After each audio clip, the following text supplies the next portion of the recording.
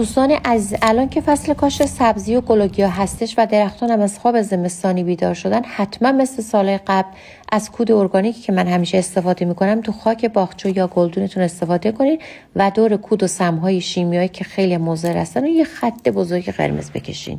و اما مراحل آماده سازی این کود: یک قاشق غذاخوری خمیرمایه فوری و یک قاشق غذاخوری شکر رو تو یک لیوان آب ولرم حل میکنیم. باید خوب مخلوط بشه و میذاریم 1 ساعت بمونه.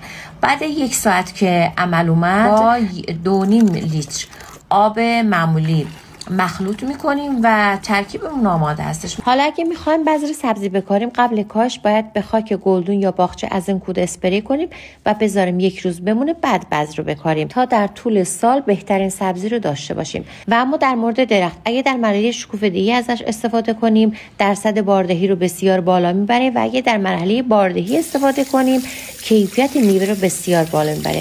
استفادهش هم برای درخت و گلوگیا اینطوری هستش که اول باید به درخت‌ها یا بوتامون آب بدیم، سپس به اندازه نصف استکان پای هر کدوم از بوتا و درخت و گلمون میریزیم و اینم از نتیجه کار، یعنی 1 هفته بعد از استفاده از این کود خودتون نتیجه رو میبینین. پس اگه به سلامتی خودتون و عزیزانتون اهمیت میدین، دیگه از کودهای شیمیایی مضر بازاری استفاده نکنین و این پست رو هم بفرست برای اون دوستت که میدونی عاشق گلوگیا هستش.